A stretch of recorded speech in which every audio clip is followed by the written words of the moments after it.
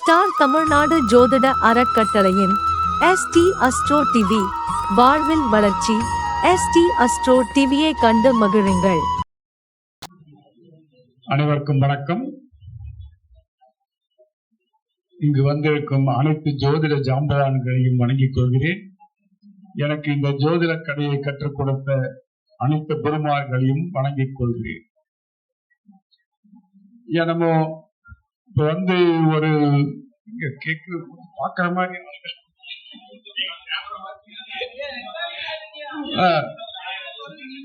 சரி சரி. அதாவதுங்க, நம்ம ஒரு ஜாதகத்தை நம்ம எடுத்த உடனே எப்படி பலன் சொல்றது அப்படிங்கிறதுக்கான ஒரு சில நுணுக்கங்களை நம்ம தெரிஞ்சு வச்சிருக்கணும். எல்லாத்துக்கும் நம்ம கணக்கு போட்டு உட்கார்ந்துருந்தா லேட் ஆயிடும். அந்த வகையில நீங்க பாத்தீங்கன்னா இதுக்கு நாடி ஜோதிடம் அற்புதமா வேலை செய்யும். இந்த நாடி ஜோதிடத்தை நிறைய பேர் படிக்கிறதுக்கு தவற விடுறாங்க. அது ஒரு ராசி கட்டத்தை மட்டும் வச்சுக்கிட்டு எப்படி பலன் சொல்லலாம் அப்படிங்கிறதுக்கு முழுமையா பயன்படும். சிந்தராஜையா தான் பேசுறப்பெல்லாம் சொல்லுவார், நான் ராசி கட்டத்தை தாண்டி வேற எதையும் பார்க்கறது இல்லை அப்படிங்குவார். அதுக்கான காரணம் இதுதான். ராசி கட்டத்தை மட்டுமே வச்சுக்கிட்டு கிரக சேர்க்கை அங்கங்க பார்த்துட்டு என்ன இருக்கும், பாவகர்த்தார் யோகம், சுபகர்த்தார் யோகம், இது எல்லாம் வச்சுட்டு ஒருத்தரோட ஜாதகத்தை 100% சரியா சொல்ல முடியும் அப்படிங்கிறதுக்கு அவர் சொன்னதே சாட்சி.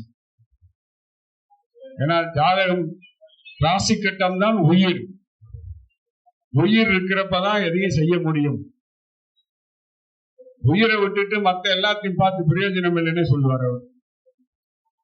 அந்த வகையில நம்ம நாடி ஜோதிடத்தை எல்லாரும் விரும்பி கத்துக்கணும் அப்படிங்கிறது என்னுடைய தாழ்மையான வேண்டுகோள். அதே மாதிரி நம்ம வசந்தையா கிளாஸ் நடத்திட்டு தான் இருக்கு நாடி ஜோதிடத்துக்கு. அதுல நீங்க சேர்ந்துக்குங்க. அவர் சூப்பரா சொல்லுவார். நான் அவர்கிட்ட படிச்சேன். அது மாதிரி ஒவ்வொருத்தருக்கும் ஒரு தனித்தன்மை இருக்கும். அந்த தனித்தன்மையை பார்த்து நம்ம கண்டுபிடிச்சு அந்த பயன்படுத்திக்கிட்டோம் அப்படின்னா ஜோதிடத்தில் ஒரு சிறப்பான நிலையை அடைய முடியும். மாதிரி வந்த உடனே ஒருத்தர் என்ன கேட்க போறாங்க அப்படிங்கிறது எல்லாம் அந்த இதுலதான் சொல்ல முடியும். ஒவ்வொரு செயலுக்கும் வந்த நேரத்தை வச்சுட்டு அந்த நேரத்தோட கோச்சாரத்தை வச்சு அவங்க எதுக்கு வந்தாங்க, என்ன கேட்க போறாங்க அப்படிங்கிறது எல்லாத்தையுமே நாடி ஜோதிடத்தில் தான் சொல்ல முடியும். அதனால அது சிறப்பா பார்க்கணும் அப்படிங்கிறது நான் சொல்ற ஒண்ணு. அதே மாதிரி எல்லாருமே பாருங்க, இந்த லக்கண புள்ளியை யாருமே கவனிக்க மாட்டேங்கிறோம். ஜோதிடத்தில் லக்னாதிபதியை பார்க்கிறோம், அப்புறம் விட்டா மற்றவங்களதான் 2ஆம் அதிபதி 3ஆம் அதிபதினு போயிடும். இந்த லக்ன புள்ளி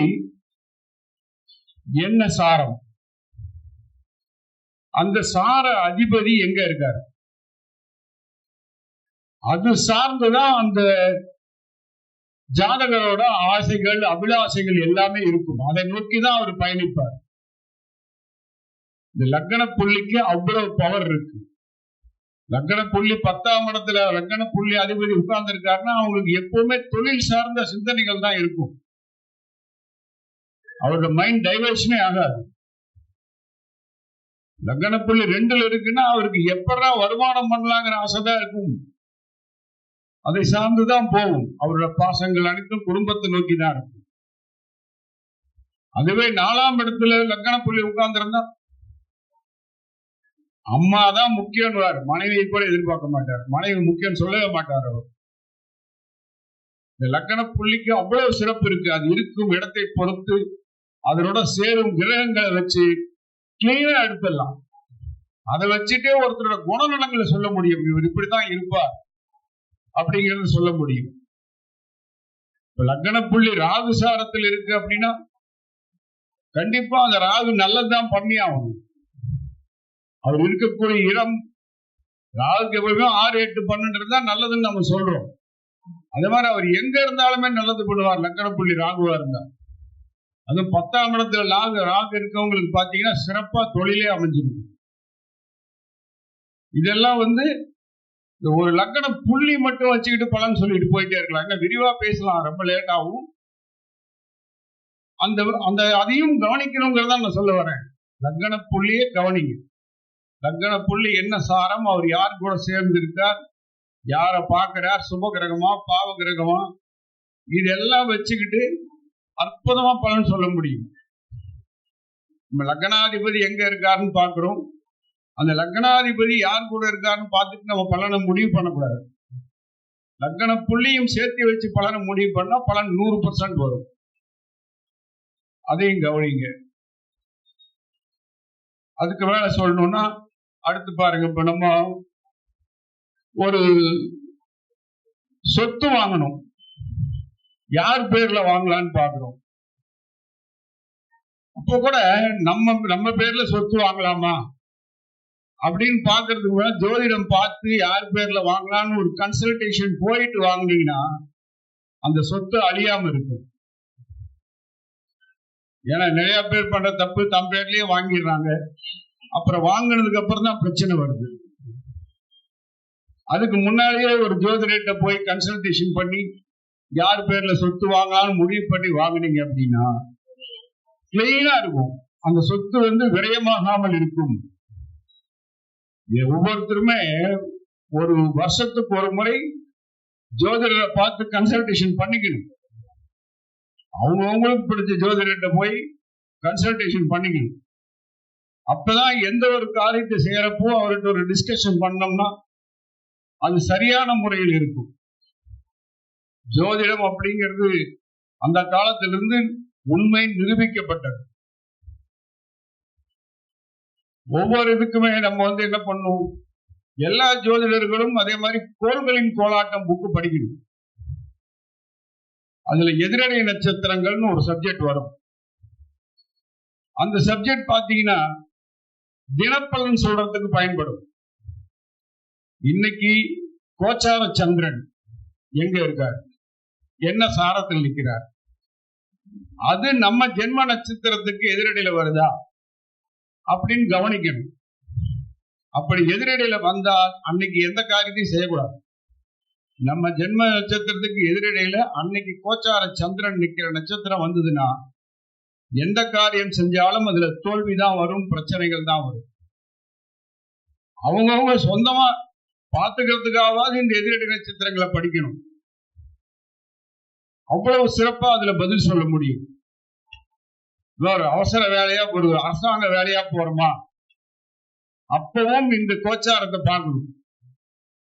நம்ம ஜனனகால சூரியன் நிக்கிற நட்சத்திரத்துக்கு அன்னைக்கு சூரியன் நிக்கிற நட்சத்திரம் எதிரடியில வரக்கூடாது.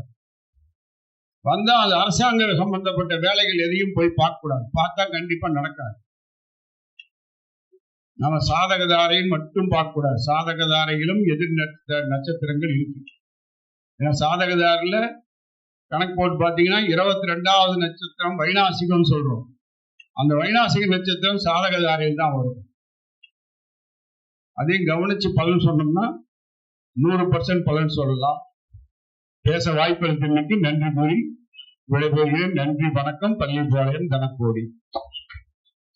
போன் நம்பர் 93 64 11 12 94 மற்றும் 94 87 31 33 00. வணக்கம்.